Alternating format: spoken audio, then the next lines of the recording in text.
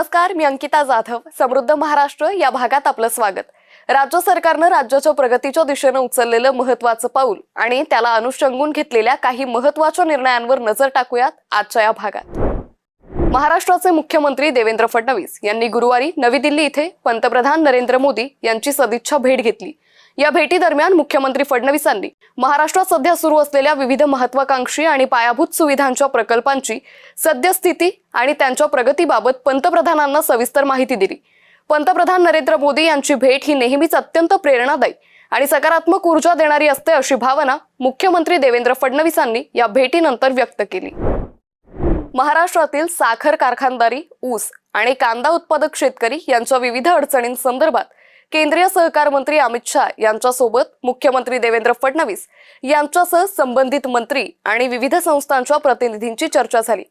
साखरेच्या किमान आधारभूत किमतीत वाढ करणं, इथेनॉल कोटा वाढवणं, कर्ज पुनर्गठन, व्याज सवलत, शेतकऱ्यांकडून थेट कांदा खरेदी, शेतीमालाचं ग्रेडिंग, कांदा बियाणांवर अधिभार या शेतकऱ्यांच्या महत्त्वाच्या प्रश्नांबाबत केंद्रीय सहकार मंत्री अमित शाह यांच्यासोबत झालेल्या सकारात्मक चर्चेमुळे राज्यातील शेतकऱ्यांना मोठा दिलासा मिळणार असून याबाबत लवकरच केंद्र सरकार अनुकूल निर्णय घेणार असल्याची माहिती मुख्यमंत्री देवेंद्र फडणवीसांनी दिली आहे.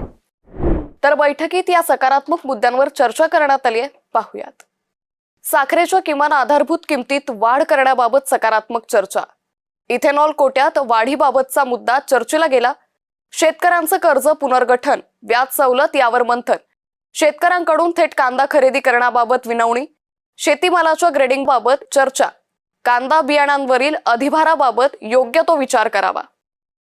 आमच्या ज्या मुख्य मागण्या होत्या की आता जी नाफेड आणि NCCF ने कांदा खरेदी सुरू केली आहे ही बाजारामध्ये झाली पाहिजे, ती व्यापाऱ्याकडनं नाही तर ती शेतकऱ्याकडनं केली पाहिजे.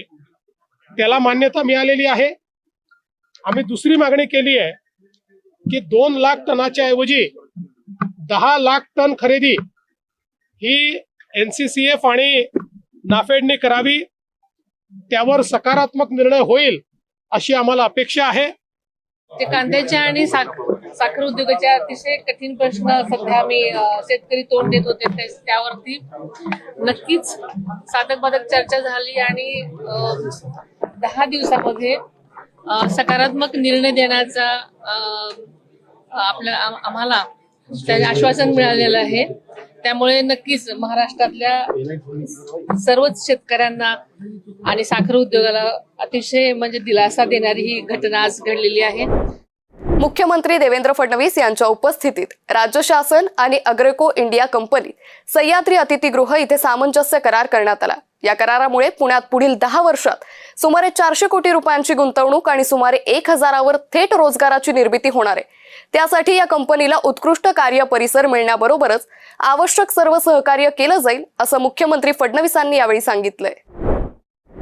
मुख्यमंत्री देवेंद्र फडणवीस यांच्या अध्यक्षतेखाली राज्यस्तरीय खरीप हंगाम आढावा 2026 बैठक सह्याद्री अतिथीगृह इथे नुकतीच पार पडली आहे. यंदाचा खरीप हंगाम अल निनो, बदलतं हवामान आणि जागतिक खत परिस्थितीमुळे आव्हानात्मक ठरण्याची शक्यता असून शेतकऱ्यांना वेळेवर कर्ज पुरवठा, योग्य खत व्यवस्थापन आणि आधुनिक तंत्रज्ञानाचा वापर करून आव्हानांवर मात करून खरीप हंगाम यशस्वीपणे पार पाडू, तसेच खरीप हंगामाच्या पार्श्वभूमीवर राज्यात बियाण्यांचा पुरेसा साठा उपलब्ध असून शेतकऱ्यांना वेळेवर कर्ज पुरवठा, जलसंधारणाची कामं आणि कृषी क्षेत्रातील डिजिटायझेशन यावर विशेष भर देण्याचे निर्देश मुख्यमंत्री देवेंद्र फडणवीसांनी या बैठकीत दिलेत.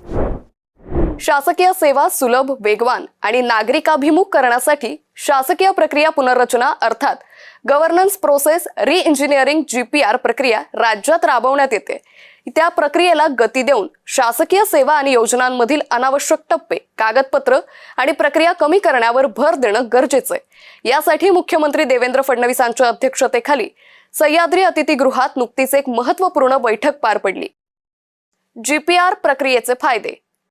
GPR शासकीय प्रक्रिया पुनर्रचना अर्थात गव्हर्नन्स प्रोसेस री इंजिनिअरिंग.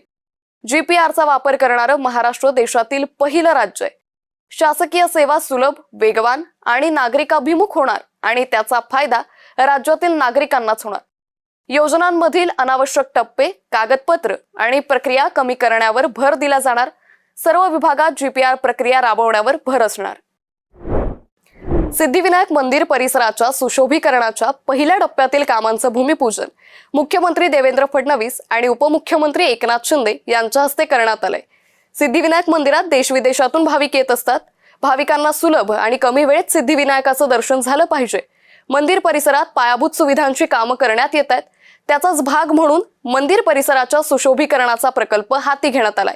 या प्रकल्पाच्या पूर्णत्वामुळे सिद्धिविनायक मंदिर परिसराला नवं रूप मिळणार आहे असा विश्वास मुख्यमंत्री देवेंद्र फडणवीसांनी यावेळी व्यक्त केलाय.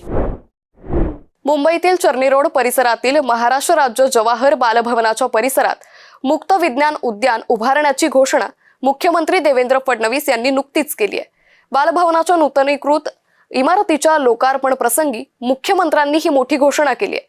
यावेळी मुख्यमंत्री देवेंद्र फडणवीस यांच्यासह मान्यवरांनी बालभवनाच्या नूतन वास्तूची पाहणीही केली.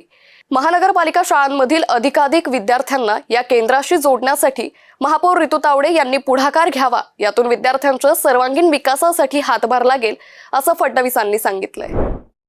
समृद्ध महाराष्ट्राच्या आजच्या भागात इथेच थांबूयात. पुन्हा भेटूयात नवीन घडामोडी आणि महत्त्वपूर्ण निर्णयांबाबतच्या नवनव्या बातम्यांसह पुढील आठवड्यातील समृद्ध महाराष्ट्र या आमच्या कार्यक्रमात. तुर्त एवढंच. नमस्कार.